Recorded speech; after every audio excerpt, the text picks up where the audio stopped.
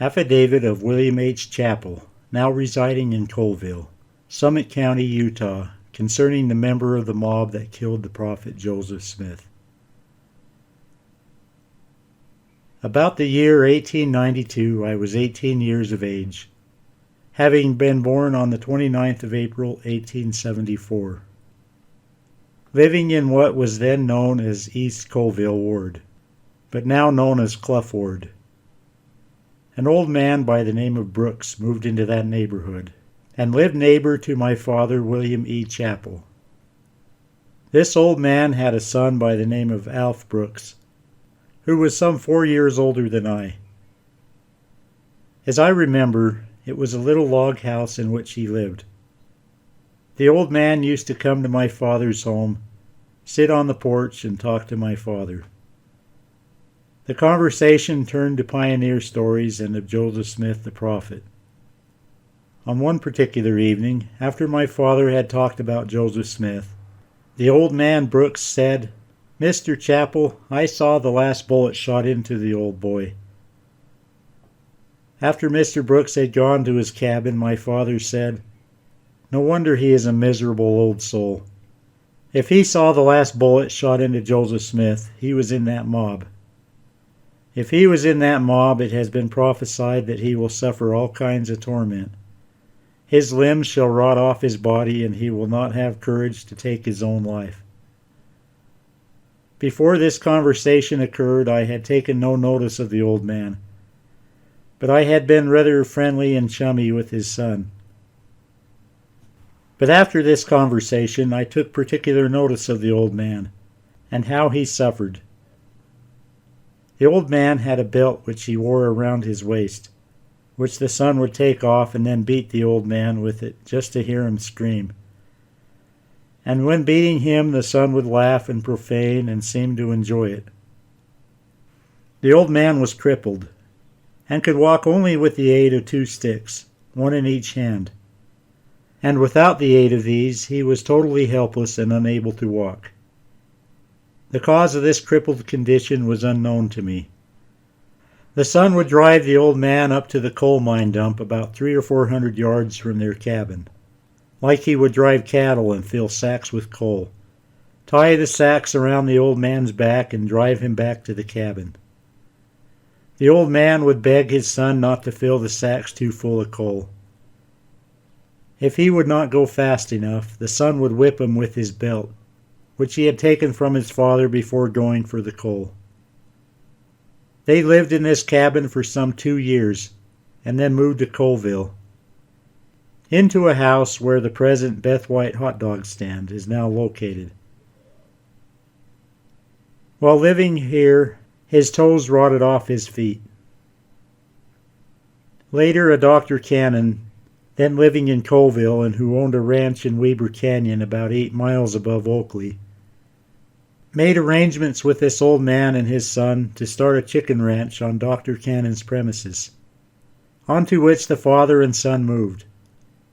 About that time, my sister, Elizabeth Chappell, married Thomas Wilde, and he owned a ranch adjoining Dr. Cannon's and lived about 400 yards from where the old man and his son lived. In the spring, Dr. Cannon made inquiry concerning the disappearance of the chickens on the farm, and the old man replied that the skunks had eaten them up. To which Dr. Cannon replied, "You are the biggest skunk." The son would often leave his father for 3 or 4 days, and sometimes a week without any food. I was up to my brother-in-law's ranch one fall, in November, when an 8-inch snow fell, the weather clearing up in the afternoon and dropping to 0 weather by night. My brother-in-law and I took over an extra quilt and some supper to the old man, and also chopped wood which we piled close to the stove so that he could handily keep the fire going during the night, without getting out of bed. After returning home later in the night, I heard him screaming. I awoke my brother-in-law, and he said, "Don't take notice of him, he always screams like that." When we got up the next morning, we looked towards his cabin and saw that the house was gone. We immediately went to where his cabin had been and found it had been burned to the ground during the night. All of the old man's clothes had burned off of him, and he was burned all over his body from his feet to the top of his head.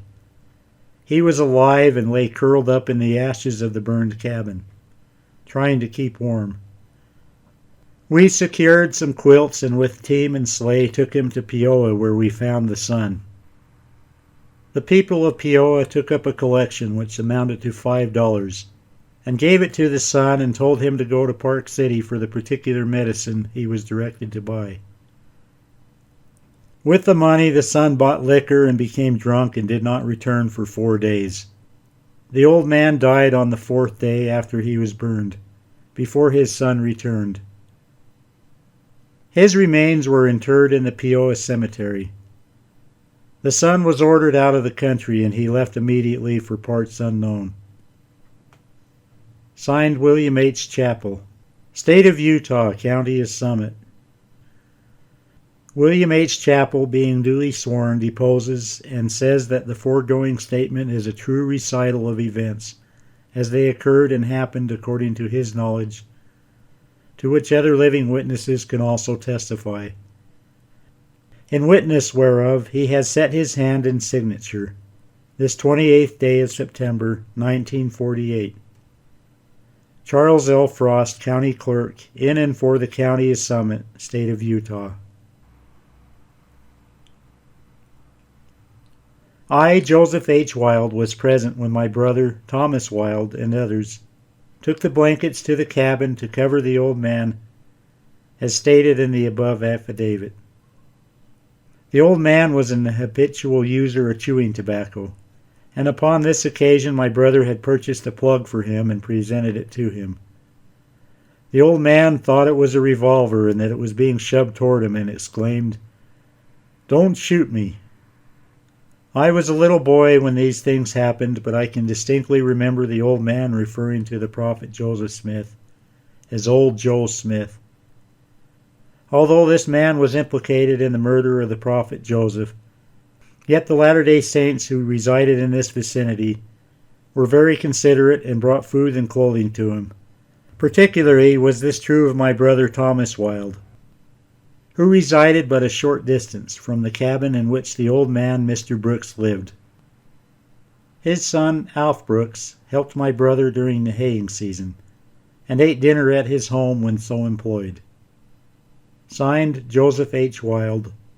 Signature witnessed by Mrs. Joseph H. Wilde and N.B. Lundwall.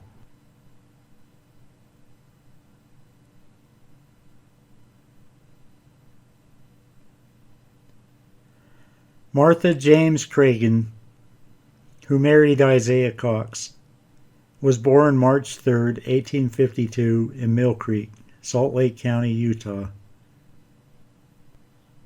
In October 1862, they received a can to go to the Dixie Country as pioneers. And in May, great-grandfather James Coogan, his wife Eleanor Lane Coogan, and family started for Dixie. Martha Cox received her schooling there by going to school and working on the side. She started teaching in 1868 and was married December 6, 1869 in the Salt Lake Endowment House by President Daniel H. Wells. She resumed teaching as soon as they returned from Salt Lake City and taught in St. George off and on until the 31st of August, 1881, when she arrived in the Muddy Valley.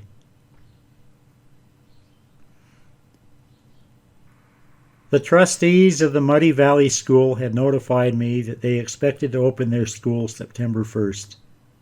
I was there August 31st. The next morning after my arrival, I was visited by the trustees at the place where the schoolhouse was in course of erection. I introduced myself as their contemplated schoolmarm. There was Mr. McGuire, the leading trustee, who was a tall Irishman, sitting when I first came up on a large stone which was to be used as the hearthstone in the building.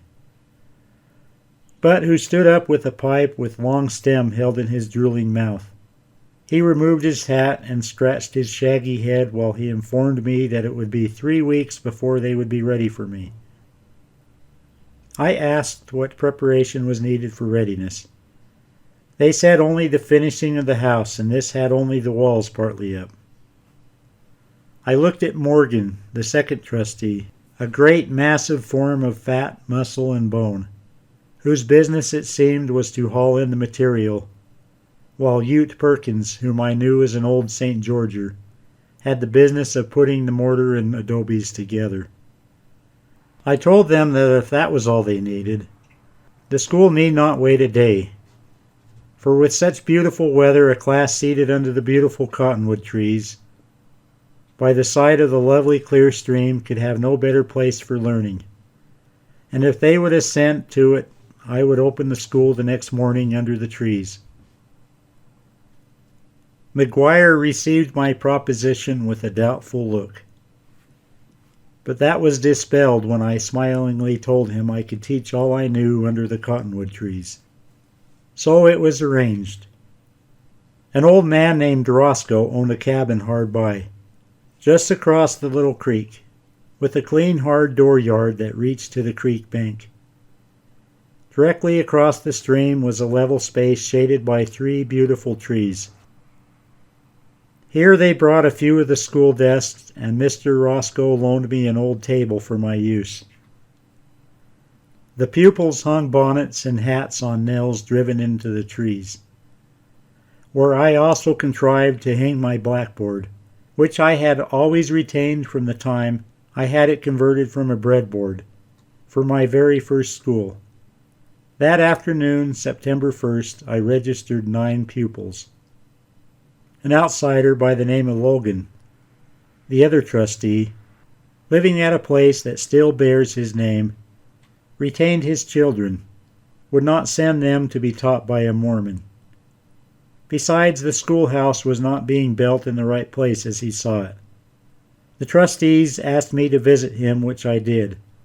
He told me he withheld assistance on the house building because it was not placed in the right spot, and would not send his children so far to the school, and he lived at least 5 miles away. But he made no reference to the teacher. His tobacco drooling from his mouth and his otherwise stinking person was disgusting, and Sister Whitmore and myself soon took our leave. I felt that I had at least one mortal enemy in the valley. He told me also that I would have trouble about getting my pay, and told me I had better withdraw and leave the valley. I was not at all frightened. At a meeting in St. Thomas, Nevada, called of all the people to consider the wants of the school and the Mormon teacher, each citizen was asked to give his mind on the Mormon question. Neither Mrs. Whitmore nor myself were invited, so that we were not present. At this meeting, all except Logan decided to sustain me. One man, a Jack Reed, an old man who was respected in the valley, living then in St. Thomas, said in this meeting that he was a member of the mob who martyred the prophet. He was about 15 years old at the time. He said he took his gun and marched proudly to Carthage and took part in the killing of the 2 prophets. Mrs. McGuire related to me what he said, then told me also that her own father was one of the mobbers who tarred and feathered the prophet, and she told me she thought I was too smart a woman to be a Mormon. I had my abode with Sister Whitmore. I was expected to help with the work of the house to pay my room. This I did satisfactorily, but it was a difficult thing to find my food. I soon ran out of flour and had to borrow from my friends. I did the milking and cared for the milk for a portion of the milk. It was hard for the folks to find a way to send me supplies. I made arrangement with Sister Whitmore to let me do more work and give me meals. I did some peculiar work. I picked cotton on Saturday and put in 1 day of work cutting sunflowers. About the last of September, I heard that Jack Reed was very sick of a strange ailment.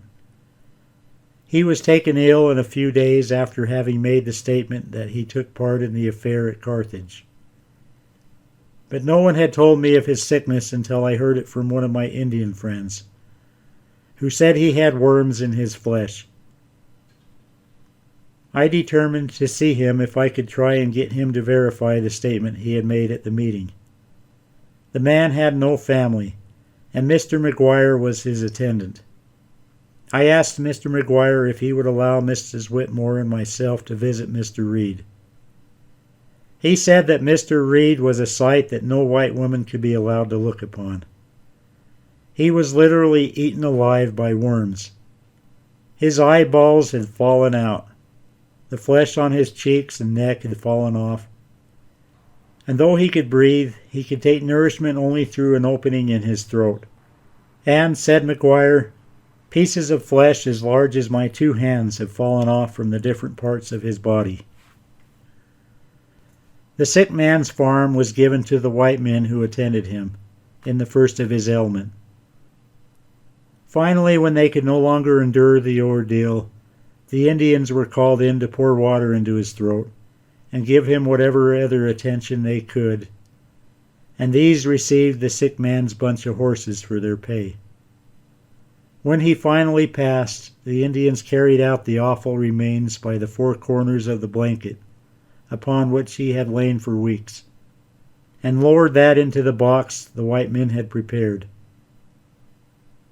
The blanket was tucked in over him and the box quickly nailed up and put into a deep grave as soon as possible. No funeral was held. Beside Reed, Mr. Logan was backed by another man, a lawyer named McGarrigle. I had gathered the idea that this bunch of enemies were heading a petition against me because I was a polygamist. But during Reed's sickness, all talk of Mormons seemed to die down. It was not for a long time, some years afterwards, that I learned the cause of the qualm. One called Jack Longstreet became Reed's first attendant in company with McGuire. To these men, Reed confessed that his participation in the murder of the prophets was the cause of his affliction. He said to Longstreet, "It is the Mormon curse that is upon me. I cannot live, I must utterly rot before I die." He said that Brigham Young had pronounced that curse upon all that mob, and he had known 13 of them to die just as he was dying. But he had lived so long and had passed the unlucky number 13 that he thought to escape the curse. He charged his attendants to never do anything against the Mormons, to be their friends, or, said he, "You may suffer the Mormon curse." Longstreet related this to Mr. Emma Huntsman, with whom he often stopped. This confession of Reed's is a warning to her, and declared that he himself would not dare to raise a hand against them. I don't think he ever did.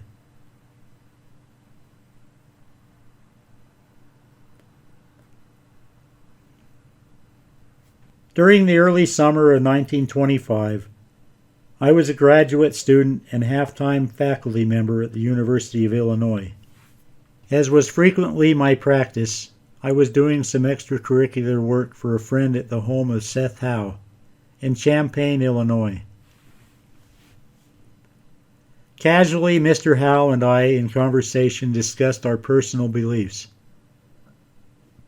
He asked me if I was a Methodist, a Baptist, a Presbyterian, a Roman Catholic, and mentioned other faiths, but did not ask me if I was a Mormon. I was glad to have the freedom of questioning him, which I would not have had if he had known my belief. At one remark of mine, he stated that my belief seemed to be something like the Mormon belief, as he did not suspect I was a Mormon. I was able to ask him some questions and obtain answers freely, whereas he would not have volunteered the information he gave me had he known I was a Mormon. The opening of this conversation was by me asking him, "What do you know about the Mormons?" He replied that he did not know very much about their belief, but stated that his grandmother, Howe, had once belonged to the Mormon Church. Further questioning disclosed the following information. Missionaries during the life of the prophet Joseph Smith had found the Howe family in one of the settlements in the southern part of Illinois. Mrs. Howe joined the church and desired to go to Nauvoo. Her husband bitterly objected to her gathering with the body of the church. As they had a large family, he seemed to feel that if he left home, she would not desert the children, which of course proved true. But in his leaving home, he joined himself to the mobs, which were persecuting the saints. The statement of Seth Howe had a lasting impression on me as he related. My grandfather was one of the leaders of the mob which murdered Joe Smith.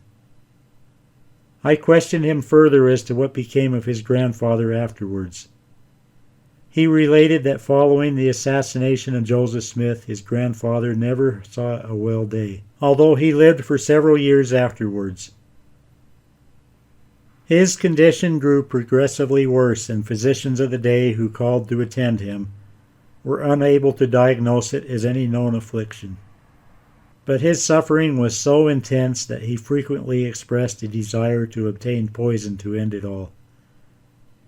His family very carefully kept anything of that nature out of his reach, and at his final demise he actually had rotted alive, finally dying in intense agony. In verification of the above statement, I hereunto sign my name this 4th day of August, 1950. Signed, George E. King. Witnesses, Lillian E. King, N.B. Lundwall.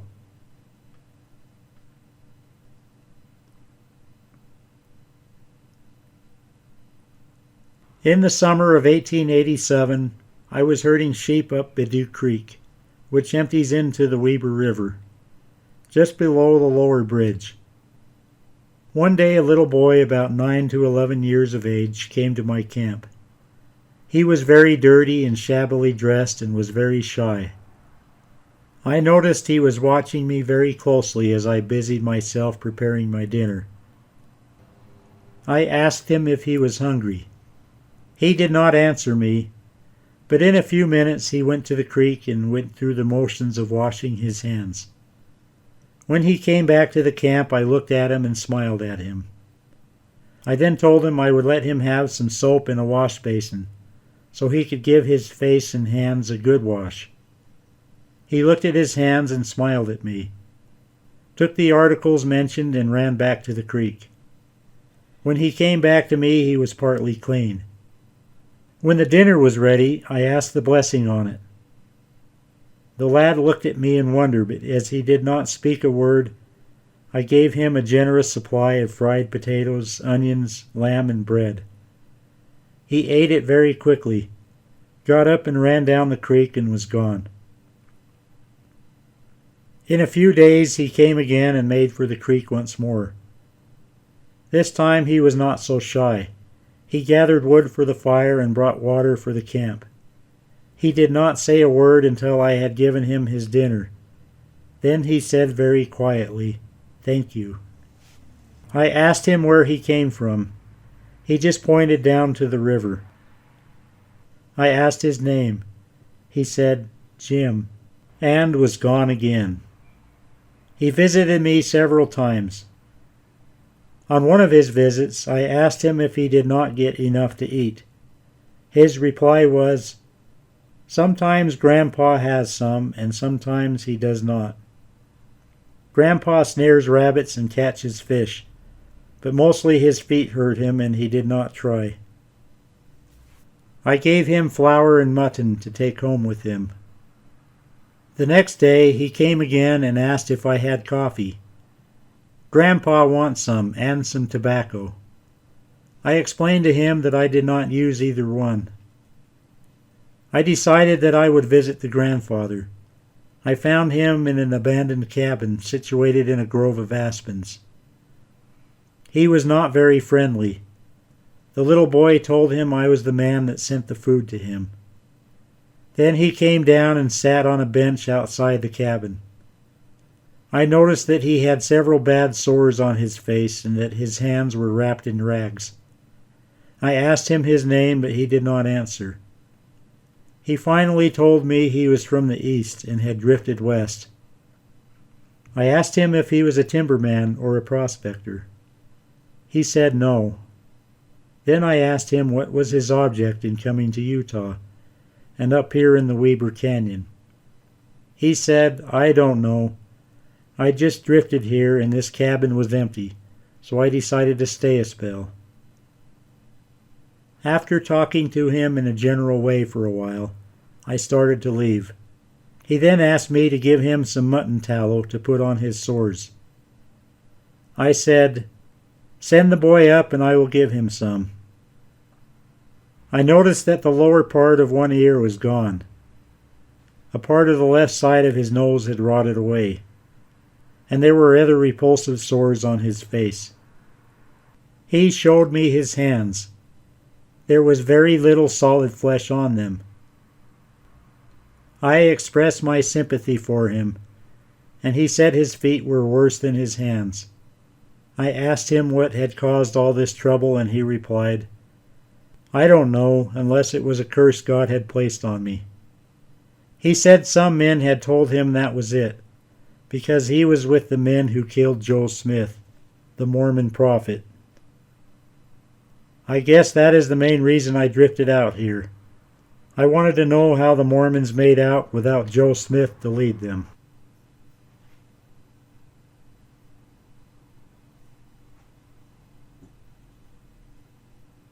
While in California on a mission in the year 1855 to 56, and laboring on the Russian River, near where Healdsburg now stands, I often heard of an old mobocrat by the name of Coogan, or Coogan, who lived in that vicinity, and who boasted of having helped to murder Joseph and Hiram Smith at Carthage. He often sent a request to me to visit him, and proffered to tell me all about the manner of the death of our prophet. A few months afterwards, I heard that Mr. Coogan was stricken with some very singular disease. So peculiar was his case that many people came to see him. He grew worse and worse and lay for 3 months, seemingly at the point of death. He suffered excruciatingly and constantly prayed to die. He also begged his friends to put an end to his suffering by taking his life, and even sought an opportunity to commit suicide, but was prevented by those waiting upon him. Many physicians visited him and declared they had never saw anything like his case. Many of the people in the neighborhood said, "If such is the end of those who kill the prophets and mob and drive the saints, then may we be delivered from such a fearful and terrible calamity."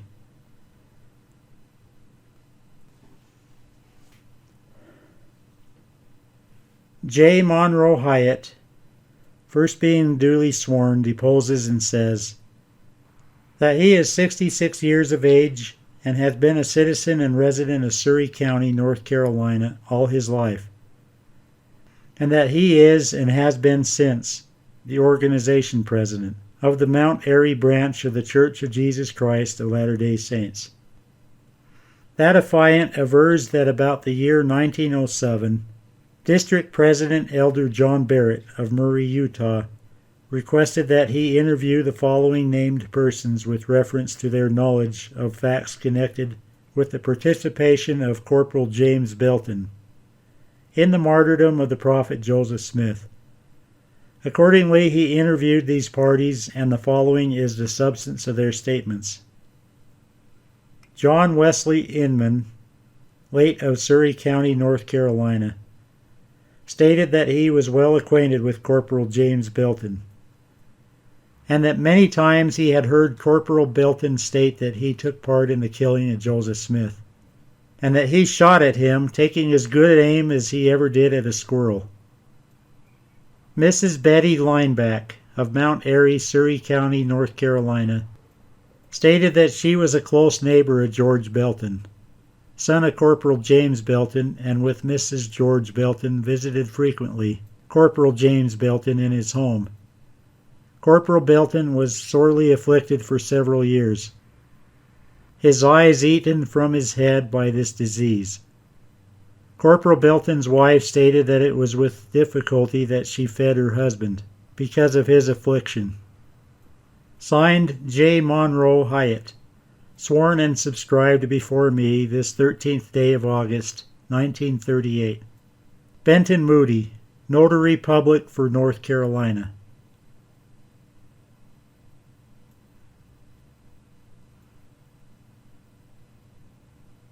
I was born in Payson, Utah, on February 1st, 1878.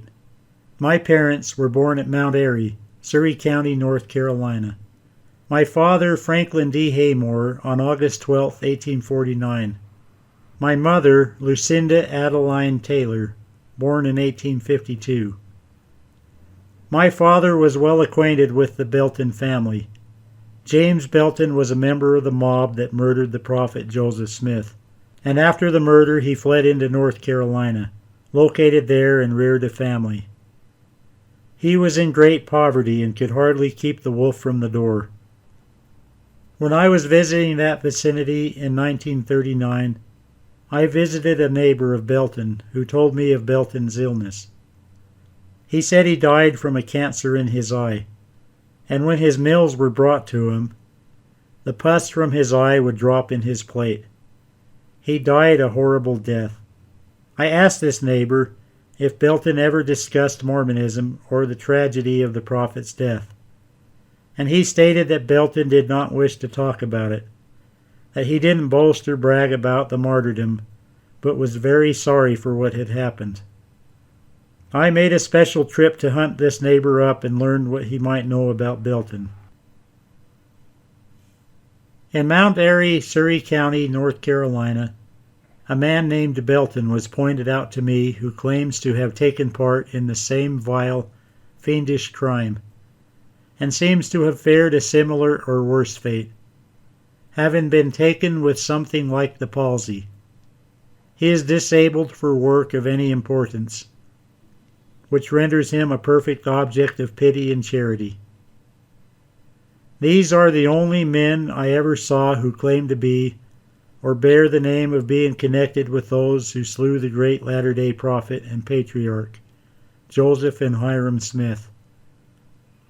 If these be fair examples of their kind, it certainly looks as though their sins were going before them to judgment. The sad news reached us today of Brother Silas Beckwith being murdered and buried. This Beckwith was one of the Mormon battalion in the Mexican War, and was at the time of his death a worthy member and teacher in the San Juan branch. I visited his widow and orphans, and spent some hours in the house of mourning. On my second visit, I gained and wrote down the following statements pertaining to the history of Joseph Smith. Mrs. Eunice Corinthia Beckwith, formerly Mrs. Lawn, whose father's name was Joshua Twitchell, was the widow of John Lawn, captain of a company of Illinois militia of McDonald County, who guarded Joseph and Hyrum Smith in Carthage jail until the morning of the day they were martyred, when himself and company were disbanded by the order of Governor Ford and started for home, leaving the prisoners in the hands of the Carthage Greys. On taking leave of the prisoners, he gave his hand, received Joseph's blessing, and heard him say most solemnly, "Farewell, Captain Lawn. When you and your men leave me, my lifeguard is gone." Previous to this, however, Joseph had read to him the 55th Psalm, and told him to remember that chapter and read it to his friends when he arrived home. One of the Carthage Greys also read in reply the 61st Psalm. Captain Lawn and his troops had marched about 12 miles towards home when the news reached them of the martyrdom. At this he exclaimed, "Oh, that I had known of this massacre so soon to transpire! I would have remained and when the first ball was fired at the Smiths, I would have fired the second through the body of the villain who fired it, or died in the attempt. A man named Townsend, living in Iowa near Fort Madison, was one of the mob who assaulted and forced in the jail door. The pistol discharged by Joseph Smith wounded him in the arm, near the shoulder, and it continued to rot without healing until it was taken off, and even then it would not heal. About 6 months after he was shot, Mrs. Lawn saw his arm and dressed it. He was then gradually rotting and dying with the wound. He stayed overnight with Mrs. Lawn's father, and groaned through the night without sleeping. He asked the old gentleman what he thought of Joseph Smith being a prophet. He replied that he did not know. "Well," said Townsend, "I know that he was a prophet of God, and oh, that I had stayed at home and minded my own business, and then I would not have lost my life and been tormented with a guilty conscience, and with this dreadful wound, which none can heal." He died 2 or 3 months afterwards, having literally rotted alive.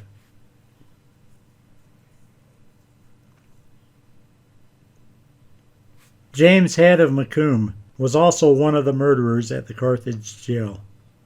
He was heard by Captain Lawn and others to boast of it afterwards. And Captain Lawn drew a pistol and chased him, but he ran away. He was always gloomy and troubled from the time he helped to murder the Smiths, and frequently declared that he saw the 2 martyrs always before him. He had no peace.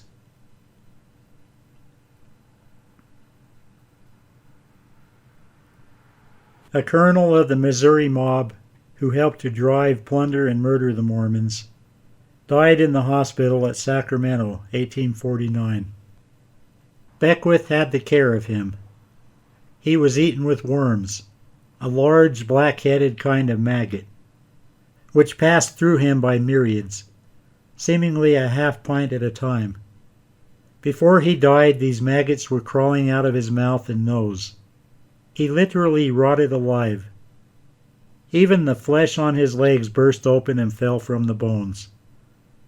They gathered up the rotten mass in a blanket and buried him, without awaiting a coffin. Another of the Missouri mob died in the same hospital about the same time, and under the care of Mr. Beckwith. His face and jaw on one side literally rotted, and half of his face actually fell off. One eye rotted out, and half of his nose, mouth, and jaw fell from the bones. The doctor scraped the bones, and unlocked and took out his jaw from the joint, round to the center of the chin. The rot and the maggots continued to eat until they ate through the large or jugular vein of his neck, and he bled to death. He, as well as Townsend, stank so previous to their death that they had to be placed in rooms by themselves, and it was almost impossible to endure their presence, and the flies could not be kept from blowing them while alive. These particulars and many others were related to me by Brother Beckwith previous to his death, and afterwards by his widow and father-in-law, and others who were conversant with them, and are believed to be correct.